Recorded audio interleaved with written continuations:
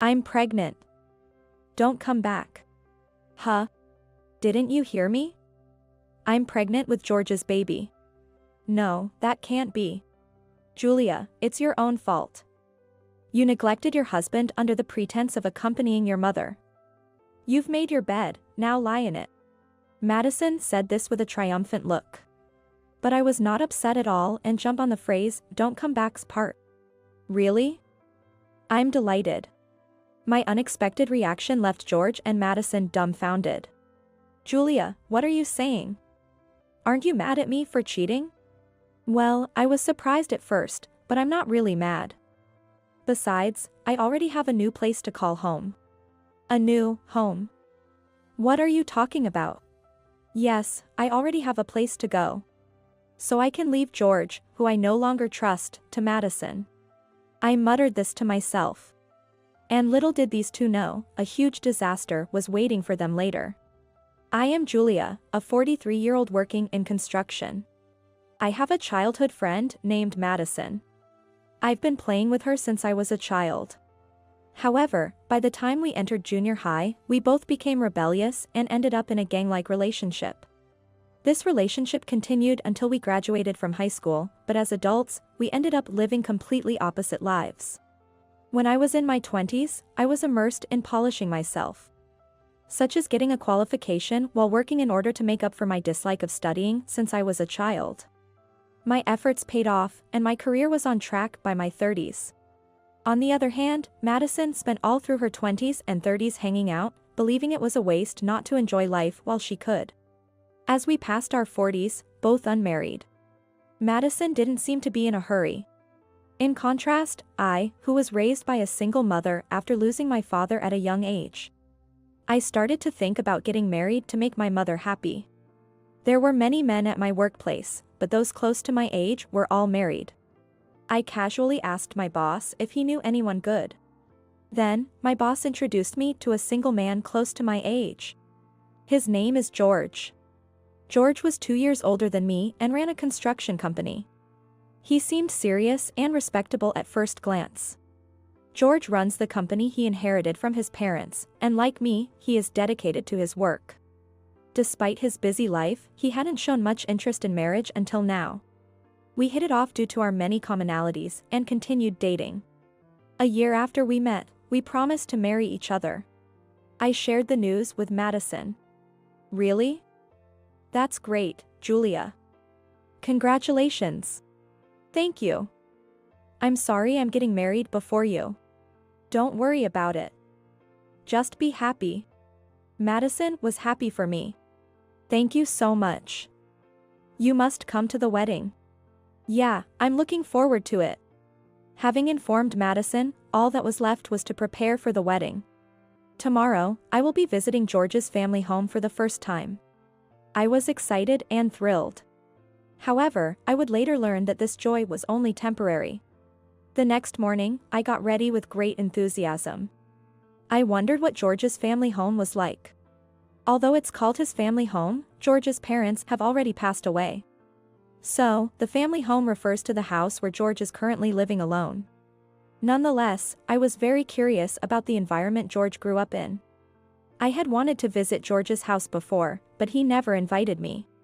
George's house seems to be quite far from mine, located at the foot of a mountain. I have a car, so I thought about going there directly after asking for the address. But George insisted on picking me up because the place was hard to find. While driving, George said somewhat sheepishly, "Well, it's quite rural, so you might be surprised." No, I prefer quiet environments over bustling places. If it's rural, maybe it's serene? I'm really looking forward to it. I said this to lighten the mood, but George seemed hesitant. As if he didn't want me to get my hopes up too much. But for me, it was exciting just to think about the place where the person I love lives. Just thinking about it was nothing but exciting. The car drove for over an hour after entering the neighboring county. I headed into a dimly lit bamboo grove. It was far from the idyllic countryside I imagined. Then, the car stopped in a place that felt like a creepy, abandoned site. "We're here. This is my house." I was let out in a garage surrounded by piles of rubble. In front of me an old house that seemed to be over 100 years old stood. Is this your house? Yes, this is my home. It's a bit old but well built. I stood there with my mouth agape, looking around every corner of the house.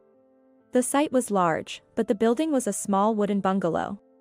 I naively thought that he would move out after getting married. However, George's next words took me by surprise. Come on in. This is the house we'll be living in together from now on, so feel free to make yourself at home. Excuse me? Living in this house forever after getting married? Feeling faint, I asked George. Are we going to live here? It's nearly a 2-hour drive from my work. What? Julia, you can just quit your job after we get married.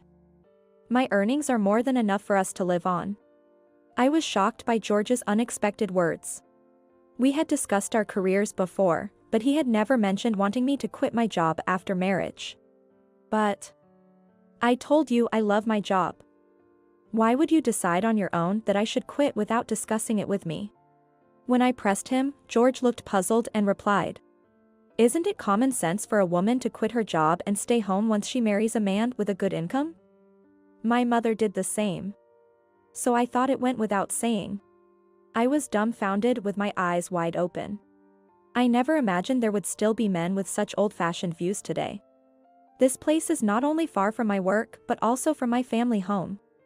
I currently live with my mother, and moving so far away would be inconvenient in many ways. I wanted to discuss this, but my mind went blank and I couldn't find the words. And this house.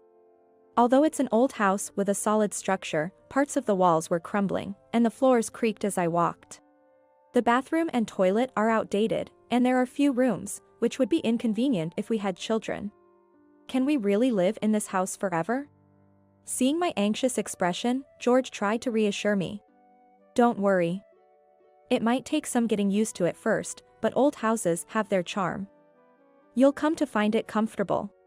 No, that's not the issue. I wanted to say, but I couldn't find the words. For now, I decided not to say anything and asked George to take me home before it got too late. You should stay here tonight since it's so far away. George said casually, but I was in no mood to take up his offer. That day, I went to bed early and lay in bed thinking. Right, even though I initially agreed to live in George's family home, we could always move eventually. Having worked all this time, I have some savings, and of course, George should have enough money to build a new house too. I decided to discuss this with George the next time we met. On my next day off, I brought up the idea of a new house with George. However, he didn't seem keen on the idea. Why? It seems like such a waste to move when we already have a house. George had already set his mind on living in his own house. I wondered if it was selfish of me to care about the convenience of getting to work or living closer to my family home. I felt a rising irritation. Yet, I didn't fall out of love with George, and we got married as planned. Indeed, considering his status as a construction company owner, our wedding was a grand affair. Of course, Madison attended too. Madison, looking flashy and youthful, stood out at the venue, attracting attention from the men. Even George, the groom, asked if that beautiful woman was my friend. Though I was the bride, I felt a tinge of jealousy towards Madison. Somehow, the wedding went off without a hitch, and our married life began. George was content with living leisurely in his familiar home. Reluctantly, I quit my job to focus on home life, but something felt amiss. So, I had been planning something. One day, I received a call from the hospital where my mother was a regular patient. According to the hospital, my mother had suddenly become ill and needed to be hospitalized. I rushed to the hospital and entered my mother's room. Mom, are you okay? Julia, I'm sorry to worry you. My mother's complexion was very poor. Upon asking the doctor, it seemed her condition was serious, and she would need a long hospital stay. I decided to stay with my mother for a while and went back home to pack my things. I told George the first needed to be with my mother for some time. But George didn't seem too worried about my mother. Ah, I see. Well, take your time. I was taken aback by his reaction. As if I were going on a leisure trip instead of attending to my sick mother. Yet, George seemed annoyed by my expression. What? Why that look? Did I say something wrong? No, it's nothing. Thinking about it, George was raised in a wealthy family. Expecting him to understand might be asking too much. So, I didn't argue further and quickly returned to the hospital. It's been almost 3 months since my mother was hospitalized. Her condition remains the same, and she still needs my support. What bothers me more is that George has not visited even once. Is he still holding a grudge because I frowned at his words? If that's the case, it's incredibly petty. My mother, lying in her bed, looked at me with concern. Julia, is George okay? Don't worry about me, maybe you should go back home to him. It's okay, Mom. I do go home occasionally. I said this to avoid worrying her further, but to be honest, I was anxious. For about the first month, I indeed went back home to check on things. However, George was in a bad mood and wouldn't even speak to me. After finishing chores like cleaning and laundry, I would just head back to the hospital. Eventually, I started to feel as if George was managing the household chores on his own, and perhaps I wasn't needed at home. At night, when my mother was asleep, I would lie awake, thinking about various things. Is it really okay to continue like this? Months passed by. During this time of contemplation, I received a phone call. When I looked at my phone, it was a call from Madison. Hello? Julia, it's been a while. I was just wondering how you've been, so I decided to call. Madison, it really has been a long time. How have you been? Hearing Madison's voice after such a long time made my heart leap with joy. However, I felt a slight hesitation in her response to my question. Yeah, I'm doing fine. Oh. I see. Somehow, the atmosphere felt tense, and I wasn't sure what to say next. Then, Madison started the conversation. Hey, when are you coming back home next? Excuse me? I hadn't told Madison that I was currently away from home, taking care of my mother. So, I was puzzled as to why she would ask such a question. But since she had reached out after so long, I tried to remain calm and asked her. What's up, Madison? Did you call because you needed something? No, nothing in particular. I just wanted to hear your voice. While she was talking, I heard a man's voice in the background saying, Hey, Madison, which sounded oddly familiar. Upon hearing that voice, Madison exclaimed, Oh, and hurriedly ended the call. That voice, could it be? A shiver ran down my spine. It had been over 3 months since I stopped returning home. A bad feeling started to creep over me, so I decided to go home the next day. The following day, after the morning rounds at the hospital, I rushed home. Since it was Sunday, George should be at home. When I arrived by car, I noticed a bright red sports car parked in the space where my car should be. This car, it looked familiar. Upon unlocking the front door and entering, I saw a pair of stylish high heels in the entrance. It seemed my premonition was correct. George, are you here? As I called out from the entrance, George appeared with wide eyes. Julia, why are you back all of a sudden? At least give me a heads up before returning. Why? These shoes and the car in the garage. Aren't they Madison's? Yeah. Madison just happened to stop by. George tried to smooth over the situation, but he was clearly flustered. Then, Madison emerged from the back, wearing a casual dress. Don't come out, George said to Madison, but she appeared nonchalant. Why not? There's no need to sneak around. We have to talk about it eventually, right? Madison seemed defiant. Without any sign of remorse, she stood boldly in front of me. Madison, usually so stylish, was wearing a simple dress that covered her ankles. Almost like a maternity dress. As I was thinking this, Madison revealed a surprising fact. I'm pregnant. Don't come back here. What? Didn't you hear me? George and I are having a baby. That can't be, really? Madison, standing defiantly, dropped this bombshell while George beside her sighed deeply, looking down. Perhaps George had hoped for a more calm and collected conversation. It's your fault, Julia. You neglected your husband under the guise of accompanying your mother. You brought this upon yourself. Madison said triumphantly. But I wasn't upset. Seeing that I wasn't panicking, Madison said, pouting. What's with that attitude? I heard you didn't like this house. That's fine by me. I don't mind the old house or the spacious grounds. And there are no nosy neighbors. Plus, George is kind and wealthy, so it's perfect. George, perhaps feeling validated by Madison's words, suddenly changed his demeanor from awkward to confident. When I saw Madison at the wedding, it fell in love at first sight. So, I thought I'd ask you, who dislikes this house? To leave so Madison and I could live here. Exactly. George looked up my contact information from the guest list and called me. He said you weren't coming back, so he wanted me to come over. I was hesitant at first, but he seemed to need me so much. I couldn't say no, Madison bragged. Oh, I see. I responded indifferently. Humph. You're just putting on a brave face. You must be seething inside. I'll say it again, I'm carrying George's child. So, don't come back here. Madison said. To that, I responded with a smile. Is that so? Gladly.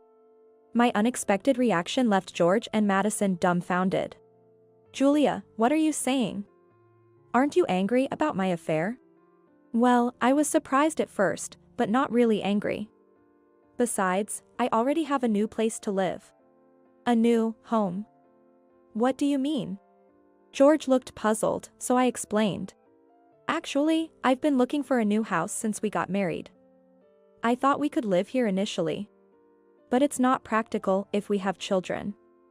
There are no schools around here. Madison seemed taken aback by my words. She hadn't considered the need for schools when thinking about their future child. Why didn't you discuss such an important matter with me?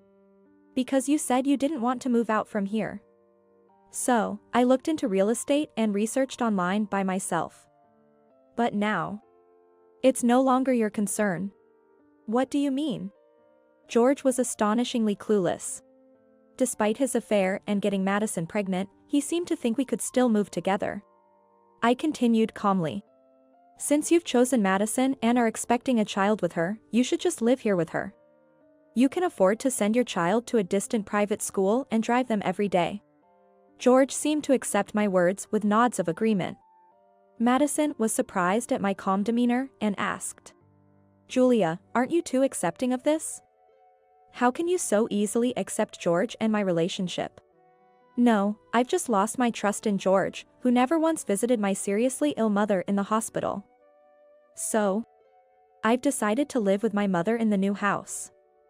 We've arranged for home nursing care from the hospital. Aren't you really angry about the affair? You won't demand alimony later, will you? George was still only thinking about himself. A true product of a sheltered upbringing. Don't worry. I won't do anything underhanded, I said with a slight smile. I knew that without my intervention, these two would face their own significant challenges later on. Then George and I divorced. And I moved to the new house with my mother. The new house, made barrier-free, allows my mother to recuperate comfortably. It's close to the hospital, so help is readily available if needed, which gives me peace of mind. George was living his newlywed life with Madison in that house. Madison's belly was gradually growing, but there was no hospital nearby. So, George had to drive her over an hour for each medical checkup. Despite this, one might expect them to have a happy married life, but then, after a while, I received a call from George. Hey, why do we have to leave our house? I thought to myself that the day had finally come. Did your uncle come by? Yeah, he did. Did you know about this and keep it a secret? The uncle he referred to was his father's brother. Oh, but George, you should have known that the house is owned by your uncle. Ah. It seemed George had forgotten about this and had been living in the house all this time.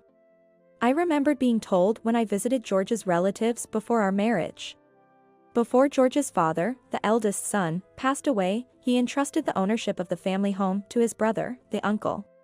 They believed George was unreliable as an heir, so they couldn't let him inherit it. So, George was living there with his uncle's consent. I completely forgot about that. But my uncle suddenly came by yesterday, saying he had informed his wife that they were planning to sell the land. Why didn't you say anything about this important matter? Hearing this, I couldn't help but laugh inwardly at how much of a character George's uncle was. I had told the uncle everything that led to the divorce.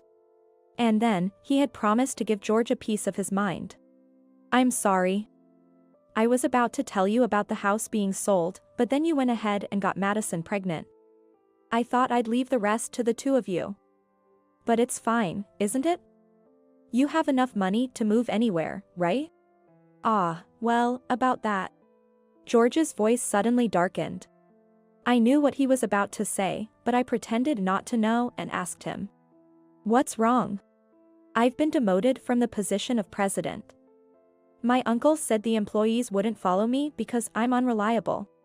He told me to start over as a regular employee. So, my salary is going to be less than half. Oh, is that so? I responded nonchalantly, but I already knew all about it from George's uncle. Madison is furious. She wanted to remodel the house we lived in and build a spacious mansion. When she heard we had to vacate the house and that my salary was cut, she hasn't spoken to me since last night. What should I do? George sounded almost on the verge of tears.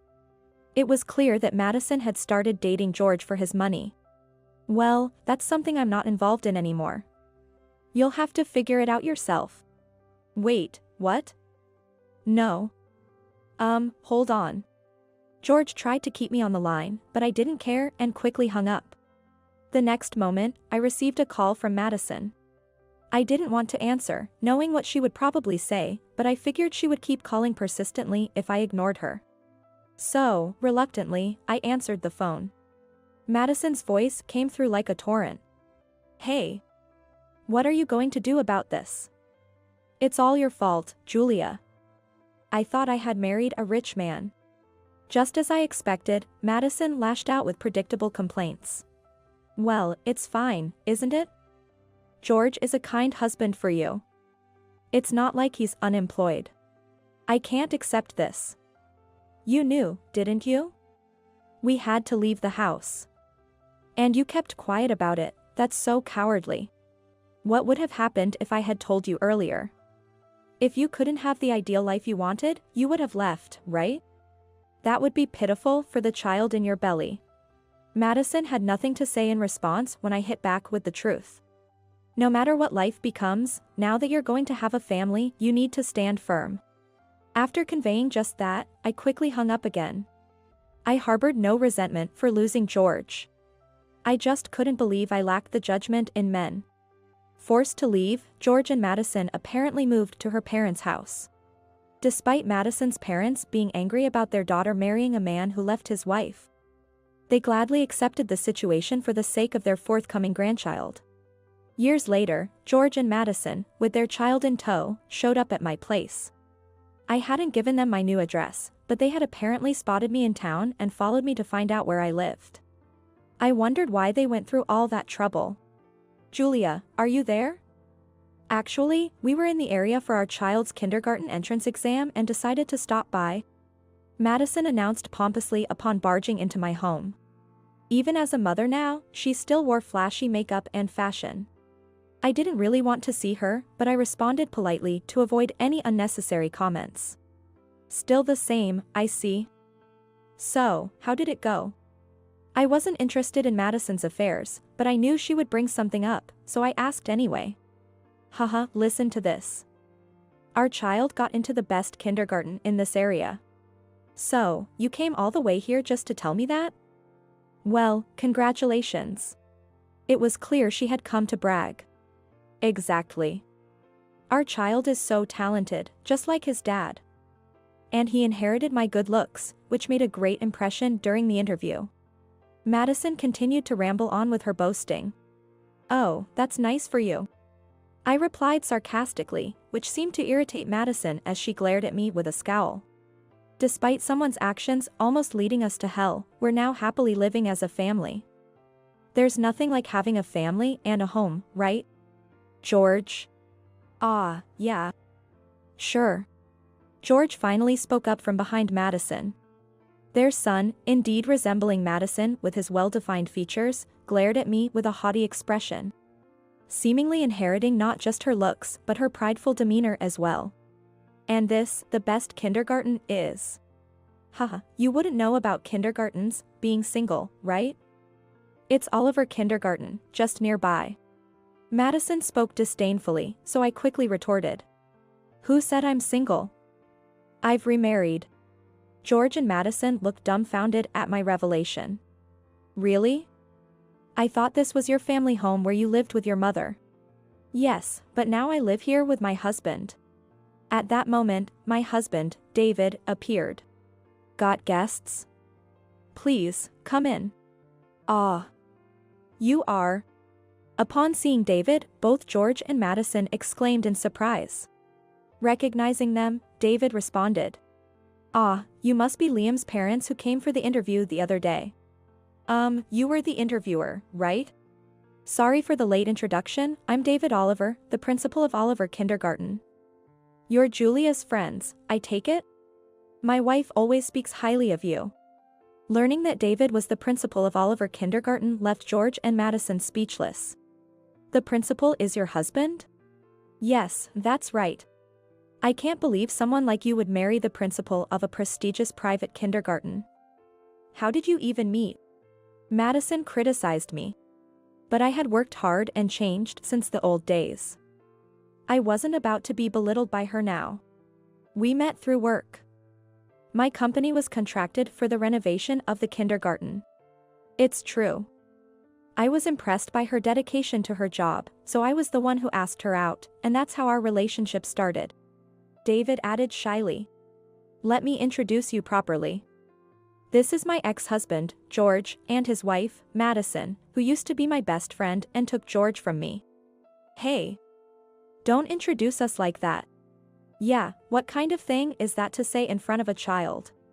Standing in front of the principal of the kindergarten their child was about to enter, George and Madison were visibly flustered and embarrassed. It was already a prestigious private kindergarten with a long-standing reputation. The revelation of such unfavorable family circumstances must have been unbearable for them. Madison, apprehensively, asked David. Does this mean our child's admission will be revoked? David slightly tilted his head with a stern look but soon returned to his usual expression and replied. For now, let's observe your child's behavior in the kindergarten. Does that mean our child can still attend? George and Madison seemed relieved. However, they seemed unaware of how challenging life in the kindergarten could be. Life at the kindergarten turned out to be a disaster for George and Madison. This was because our kindergarten had a strong community among the parents. And even a hint of negative gossip could spread quickly. Thus, rumors about Madison stealing her husband from the principal's wife spread like wildfire. Most parents were strict about their children's education, so George and Madison were quickly ostracized. Their situation affected their child. Liam, who became isolated from his peers and cried every day, wanting to leave the kindergarten. Eventually, they had to withdraw from the kindergarten, and the family disappeared from our lives. Later, David heard from another kindergarten principal one news. George's family had transferred Liam to a public kindergarten. However, the same rumors spread there too, making their local standing increasingly uncomfortable. Eventually, George and Madison left Liam. Lately, it seems that Madison's parents are the ones attending kindergarten drop-offs, pickups, and events. Madison's parents, who were well-liked in the neighborhood, attended kindergarten events and ensured Liam could attend without issues. Even Madison's parents, who had been indulgent, seemed to have given up on her, deciding to raise Liam as his guardians. I was concerned for Liam, but hearing this from David, I felt relieved. Sometime later, Madison's parents came to apologize. We're sorry for coming so late. We wanted to bring Madison, but she absolutely refused. Is Madison back at home? I was surprised to hear Madison was at home, having heard that the couple was missing. According to her parents, George and Madison, unable to endure poverty, divorced, and only Madison returned home. Yet, Liam doesn't see her as a mother, and she's ignored at home. Time passed, and I gave birth to a daughter, my first child. Having delivered in a local hospital, I made many mom friends. Though I lost a childhood friend, I now look forward to spending time with mom friends in similar situations. David took paternity leave and has been an excellent hands-on dad. This might be the happiest time of my life. No, I intend to continue enjoying parenting with good family and friends around. I want to pour all my love into raising my daughter just like my mother did for me. Even if there are times when I head in the wrong direction, like my daughter. I'll trust in my family, the people around me, and above all, myself. Vowing to live a strong life as a mother. My husband, Benjamin, and I were high school classmates. Our relationship started during a school trip in our sophomore year. I had a dream. It was to become a doctor. At that time, Benjamin had a dream too. It was to become a lawyer. We both pursued our dreams, getting into our respective universities. It seemed like we were both smoothly on our way to achieving our goals, but Benjamin failed the bar exam 5 times in a row. After that, Benjamin started working in sales at a general company. On the other hand, after 6 years of university and a 2-year training period, I successfully became an OB/GYN. Liz, you've finally become the doctor you wanted to be. Congratulations. Benjamin was as happy for me as if it were his own achievement. Thank you. I think it's going to get even busier from now on. I'm sorry if I have to cancel our dates more often than before. There were several times during my residency when I was called in for emergencies. Now, as a fully fledged doctor, I have to work with even more responsibility. Especially in obstetrics and gynecology, we can't schedule the birth of children to coincide with our convenience. We must be available 24/7 whenever a child decides to arrive. There's no time to worry about dates or anything else. Feeling apologetic to Benjamin, I said sorry, and then he said, "So, why don't we get married?" Oh, marriage? Yeah. That way, we can always be together. You can go to work when you need to, and if we have kids and something urgent comes up, I'll support you. As I was surprised by the sudden proposal, he hugged me and reassured me with strong words. I remember answering, "I'd be honored," while crying. Working in obstetrics and gynecology is the only field where you can be part of the miracle of life. Of course, we also treat illnesses, but there's a joy in this field that you can't find in any other. I could say it's my true calling. Now, I'm 35 years old. I've been working as an OB/GYN for 9 years. I've been present at numerous births and have delivered many babies myself. However, Benjamin and I have been married for 7 years, and we don't have any children of our own. We both love kids and used to say we wanted many. I'll work hard at my job. Benjamin was very enthusiastic at the beginning of our marriage. But that enthusiasm has significantly faded. This is something beyond our control, so we thought it was okay, but that was no longer the case. Recently, even when we both have days off, we don't go out anywhere. Benjamin locks himself in his room, constantly doing something. At some point, he put a lock on his room and always locks it when he's inside. At the beginning of our marriage, we used to sleep together in the same bedroom happily. However, due to my job, I sometimes have to leave the house in the middle of the night. So we decided to sleep in separate bedrooms not to wake Benjamin up. Also, when I'm away for late shifts or night shifts, Benjamin comes home late. How do I know? Because we have a dog. To keep an eye on the dog at all times, we've set up a surveillance camera in the living room where the dog's cage is. The camera is set to send notifications to our phones when someone comes home, so I can tell when Benjamin gets home. Of course, Benjamin knows about the camera, and we can both access it from our phones. Then, one day, I received a notification at an unusual time when I was on a night shift. It was my night shift, but it appeared that he had returned home at the regular time. Normally, I wouldn't have thought much of it, but I felt something was off with that notification sound. Since I was on a break, I immediately checked my phone, and there I saw Benjamin and the legs of a woman wearing a skirt. What is this? I couldn't help but exclaim in the break room. The nurses around me asked what was wrong, but I just smiled and said it was nothing. After that, I started receiving more notifications of Benjamin coming home at regular times on the days I had night shifts. But whenever I check, I can only see the feet of a woman. Even if I confronted him about it, I thought Benjamin would just play dumb, so on my days off, I marked them as on duty on our wall calendar at home. And on that day, I decided to wait for Benjamin's return home with someone. That someone was Joshua, my brother. In fact, since the day after the woman came to our house, I've been having my dog stay at Joshua's place. I felt too guilty to leave it alone at home, not knowing when another woman might be brought over. After waiting in Joshua's car for 30 minutes, Benjamin returned right on time from work. There was a woman walking arm in arm with him. Seeing this, I thought I would lose my composure, but having Joshua by my side somehow helped me stay surprisingly calm. I quickly started recording a video with my phone. It's surprising, isn't he worried about the neighbors seeing? After finishing recording the two of them entering the house, Joshua made this comment. "You're right.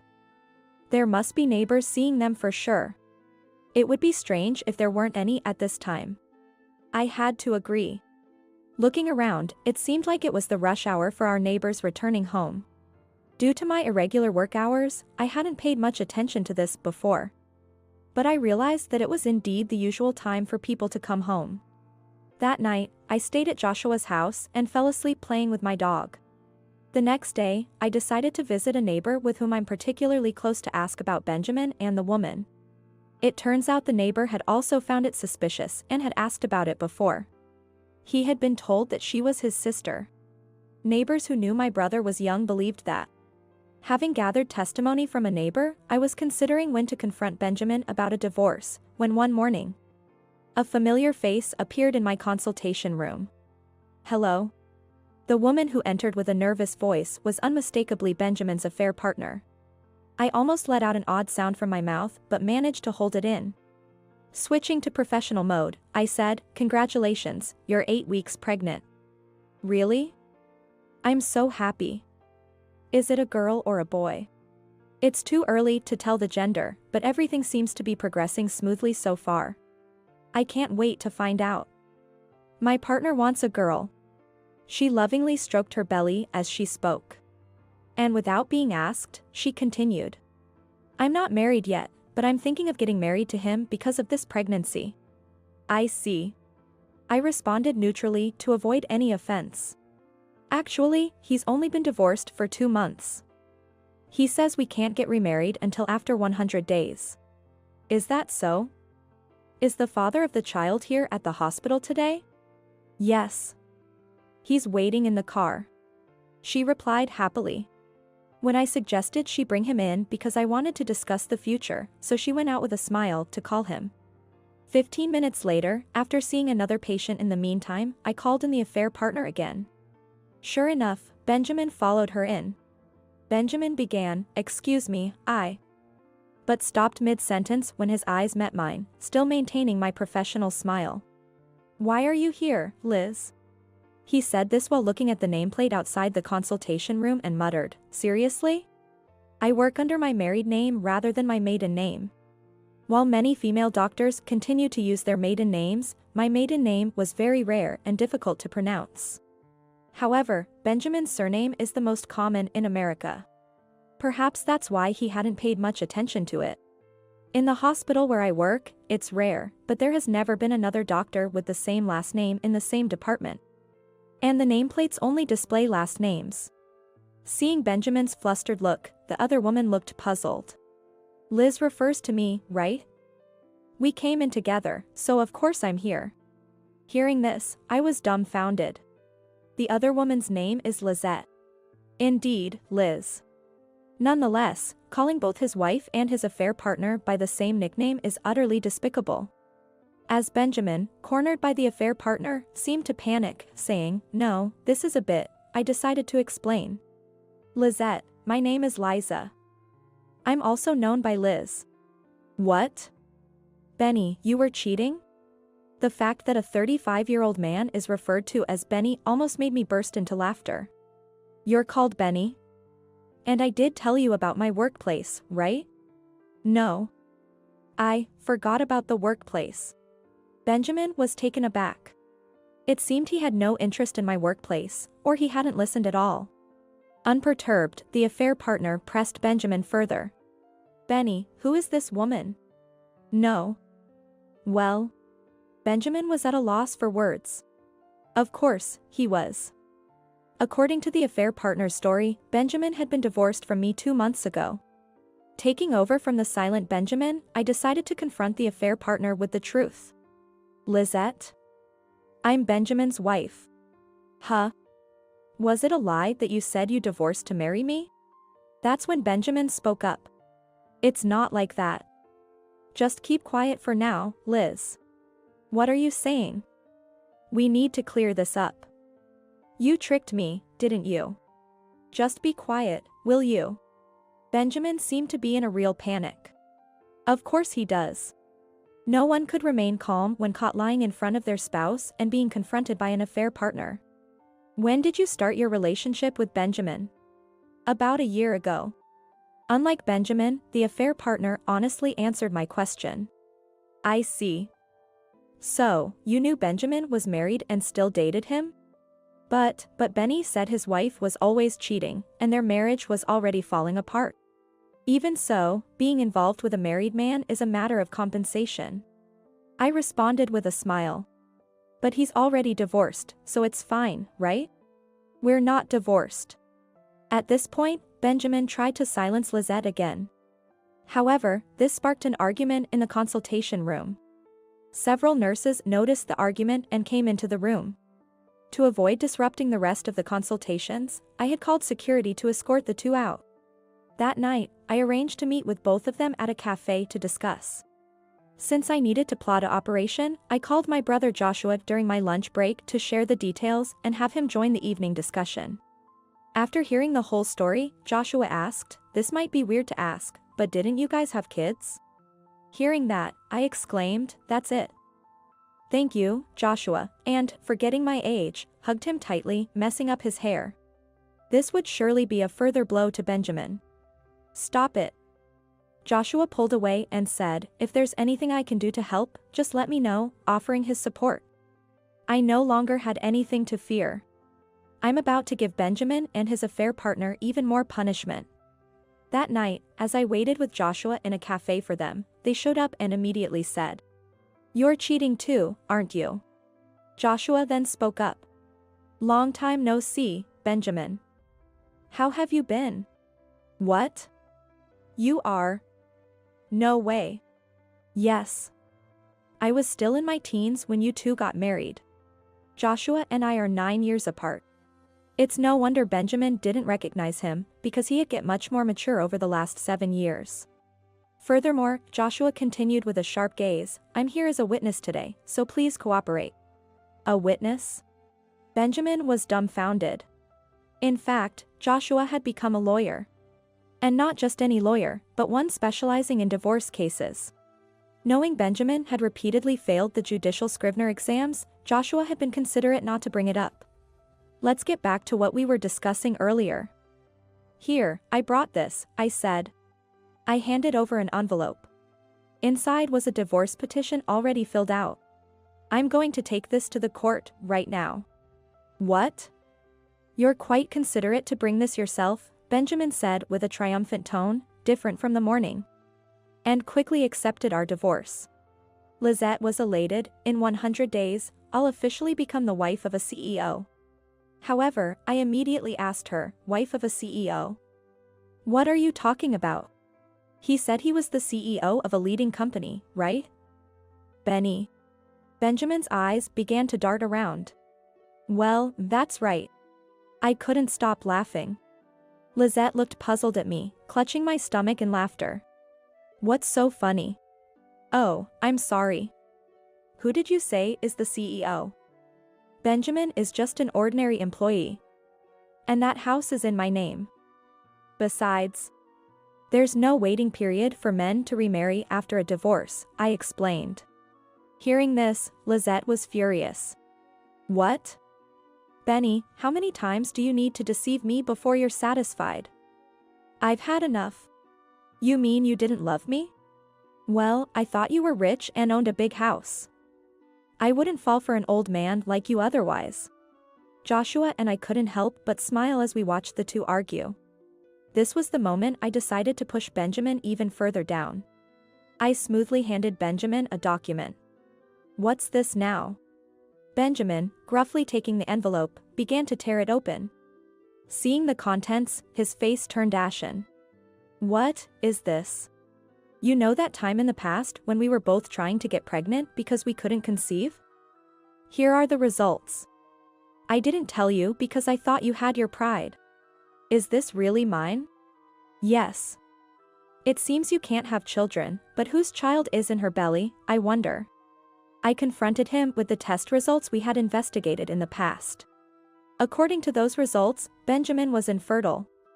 I had reconsidered our situation, thinking that we could live happily together without children, so I never told Benjamin the results. Lizette began to make a scene without considering the place. I wasn't told about this. That he couldn't have children. What? It's not my child? Could the test results be a lie? To Benjamin's naively hopeful remark, Lizette continued. If you're infertile, you're not the baby's father. I wasn't sure whose child it was, so I thought I'd marry you since you seem to be rich. She said. Joshua and I were dumbfounded by her words.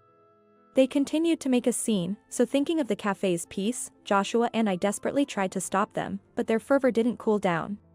As a lawyer, Joshua began to address them both. He informed them that he would be demanding a proper compensation from both Benjamin and Lizette. Despite their protests of having no money. That was not our concern. When Joshua threatened legal action if they continued to resist, they reluctantly agreed to the payment, so we decided to proceed with the claims. The next day, I promptly submitted the divorce papers and kicked Benjamin out of the house.